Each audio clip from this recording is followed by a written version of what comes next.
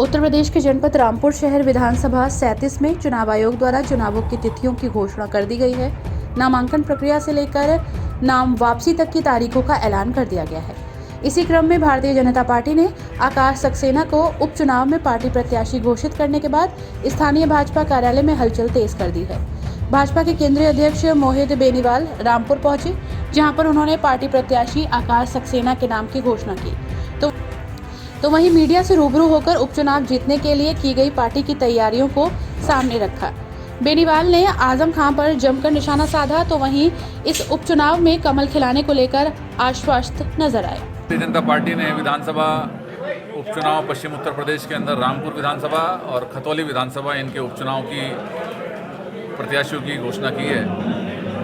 माननीय मोदी जी के नेतृत्व में, उत्तर प्रदेश में योगी जी के नेतृत्व में निश्चित तौर पर हम लोग इन दोनों विधानसभा जो पश्चिम क्षेत्र में आते हैं, इन दोनों विधानसभा चुनाव में एक बड़े जीत के साथ हम लोग चुनाव जीतने वाले हैं। और उत्तर प्रदेश में मैनपुरी लोकसभा में भी जो हमारे प्रत्याशी घोषित हुए हैं, भारतीय जनता पार्टी के कार्यकर्ता उनके परिश्रम के आधार पर, पार्टी के विचार के आधार पर मोदी जी और योगी जी के नेतृत्व में हमारे प्रदेश के यशस्वी अध्यक्ष भूपेन्द्र जी और संगठन महामंत्री आदरणीय धर्मपाल जी के कुशल नेतृत्व में हम लोग इन सब सीटों पर विजय बड़ी जीत के साथ हम लोग आगे बढ़े। रामपुर के लिए क्या रणनीति रहेगी, क्योंकि आजम खां की 10 बार विधायक रहे हैं, खासकर रामपुर के लिए क्या रणनीति रहेगी आपकी? देखो, आजम खां का विचार और जिस प्रकार से उन्होंने काम किया है वो रामपुर की जनता भलीभांति जानती है। अभी कुछ समय पूर्व रामपुर लोकसभा उपचुनाव के बीच से भी गुजरा था। हम सब लोग उस समय भी चुनाव में लगे थे और रामपुर की जनता ने उस चुनाव में परिणाम के आधार पर जनता ने जो विश्वास मोदी जी और योगी जी के नेतृत्व में दिखाया, वो जनता का विश्वास हम पुनः इस उपचुनाव में भी जीत करके एक नया इतिहास रचेंगे और रामपुर की जनता को जो एक लंबे समय तक यहाँ के लोकल नेताओं ने, आजम खां ने और उनकी पूरी टीम ने जनता को पीड़ित, शोषित, वंचित रखा, विकास की यात्रा से दूर रखा और किस प्रकार से विजय रथ जो मोदी जी के और योगी जी के नेतृत्व में विकास का रथ जो चला है, वो रथ तेजी से और आगे बढ़े, उसमें रामपुर की जनता निश्चित तौर पर भारतीय जनता पार्टी का सहयोग करेगी और उस उपचुनाव में एक ऐतिहासिक परिणाम देने का काम करेगी। पहले भी जब लोकसभा चुनाव आता था तब आप सब लोगों ने उस समय भी ये प्रश्न रखा था और ये मोदी जी के नेतृत्व में सबका साथ, सबका विकास, सबका विश्वास के साथ हम लोग काम करते हैं। माननीय योगी जी के नेतृत्व में एक अच्छी कानून व्यवस्था पर रामपुर की जनता ने पहले भी विश्वास जताया है और भारतीय जनता पार्टी के कार्यकर्ता वो गांव-गांव जाकर के नगरीय क्षेत्र में भी सब लोगों का, जनता का विश्वास जीतने के लिए मोदी जी और योगी जी की जन कल्याणकारी नीतियों को उनके बीच लेकर के जाएंगे। एक अच्छी कानून व्यवस्था को लेकर के हम चर्चा करेंगे।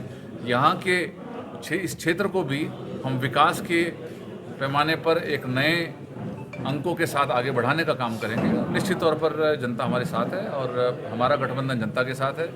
इन गठबंधनों से भारतीय जनता पार्टी का कोई चैलेंज नहीं है। हम लोग एक निश्चित रूप में एक अच्छा परिणाम लेकर के इस विधानसभा क्षेत्र से जाएंगे। अच्छा, बेनीवाल जी, सबसे बड़ी रहती है कि आपसी मतभेद, जो पार्टी में आपसी मतभेद होंगे, जैसे टिकट आकांक्षी को मिला और लोगों को टिकट की दावा तो उनको नहीं मिला, तो ऐसे में जो आपसी मतभेद है उनको किस तरह से दूर करेंगे? क्योंकि पिछले चुनाव में देखा गया काफ़ी लोगों ने आपसी मतभेद के कारण रामपुर से बाहर चले गए थे, काफ़ी लोग, ऐसी चर्चाएं थी। आज भारतीय जनता पार्टी के सभी कार्यकर्ताओं की बैठक हम लोगों ने कार्यालय पर रखी है और प्रत्याशी के साथ साथ हमारे जितने भी कार्यकर्ता हैं, इनकी इच्छा रहती है, सब लोग यहाँ मौजूद थे।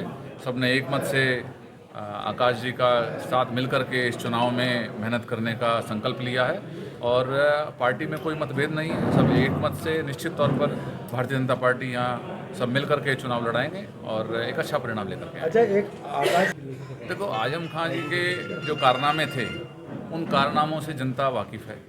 उन्होंने किस प्रकार से यहाँ की जनता का उत्पीड़न किया, उत्तर प्रदेश में उनकी पहचान भी उसी रूप में बनी और उसका परिणाम ये रहा कि जब लोकसभा उपचुनाव हो रहा था तो जनता ने भारतीय जनता पार्टी के प्रत्याशी को ऐतिहासिक मतों के साथ जिता करके लोकसभा में भेजा है। अब इस समय आकाश जी उपचुनाव से पहले विधानसभा चुनाव के प्रत्याशी भी रहे और एक लंबे समय तक पार्टी के लिए काम करते रहे, तो उनकी एक अपनी वर्किंग नीचे तक ग्राउंड स्तर पर है, तो पार्टी ने उन्हें प्रत्याशी के रूप में तय किया है। निश्चित तौर पर आजम खां के जो कारनामे हैं उससे जनता पीड़ित हैं और जनता भारतीय जनता पार्टी के प्रत्याशी पर, भारतीय जनता पार्टी के काम पर हमारे मोदी जी और योगी जी की नीतियों पर उनका विश्वास है और निश्चित तौर पर वह गठबंधन जो जनता और भारतीय जनता पार्टी का है और जनता का जो विश्वास हमारे कामों पर है वह उसको आगे बढ़ाते हुए हम एक अच्छा परिणाम लेकर के इस क्षेत्र से जाएंगे और रामपुर इस बार इतिहास रचेगी और रामपुर विधानसभा का प्रतिनिधित्व भारतीय जनता पार्टी का प्रत्याशी विधानसभा में माननीय योगी जी के नेतृत्व में करेगा। बेनीवाल ने आजम खां पर जमकर निशाना साधा तो वहीं इस उपचुनाव में कमल खिलाने को लेकर आश्वस्त नजर आए। भाजपा से घोषित प्रत्याशी आकाश सक्सेना का कार्यकर्ताओं ने जोरदार स्वागत किया तो वहीं उन्होंने अपनी जीत का दावा पेश करते हुए जनता से सहयोग का आह्वान किया। तो मैं पार्टी का सबसे पहले मैं भारतीय जनता पार्टी का आभार व्यक्त करूंगा जिन्होंने मुझ पर विश्वास करते हुए मुझे दूसरी बार भारतीय जनता पार्टी का जो प्रत्याशी बनाया है और रामपुर में इस बार पार्टी के नेतृत्व में हम लोग इतिहास रचने जा रहे हैं। तो आपको कितनी उम्मीद है कि आप इस बार कमल खिल जाएगा? उम्मीद ही नहीं, विश्वास है कि इस बार भारतीय जनता पार्टी यहाँ कमल का निर्माण करने जा रही है। एक बार एक सूचना ये आ रही है सूत्रों से कि वो बहिष्कार करने का मैसेज जो फैला रहे हैं तो उसको लेकर क्या कहेंगे? ये हमें अपने से मतलब है, दूसरे से क्या मतलब, कौन बहिष्कार करेगा कौन क्या करेगा उससे मतलब नहीं है। हमें अपने चुनाव से मतलब है और हम इस चुनाव को जीतते जाएंगे। कुछ खास चुनौतियाँ? कोई चुनौती नहीं है। मुस्लिम कम्युनिटी है रामपुर में, उसको लेकर किस तरह का भरोसा आप जताते हैं? भारतीय जनता पार्टी ने हमेशा सबका साथ, सबका विश्वास, सबका प्रयास इस लाइन पे काम किया और इसी लाइन पे रामपुर में भी काम करेंगे और ईश्वर ने चाहा तो चुनाव को ऐतिहासिक जीतेंगे। साथ ही आकाश सक्सेना को एक बार फिर से चुनाव लड़ने का मौका मिला। उन्होंने इस पर पार्टी का शुक्रिया अदा करते हुए हाईकमान को जीत का आश्वासन भी दिया है।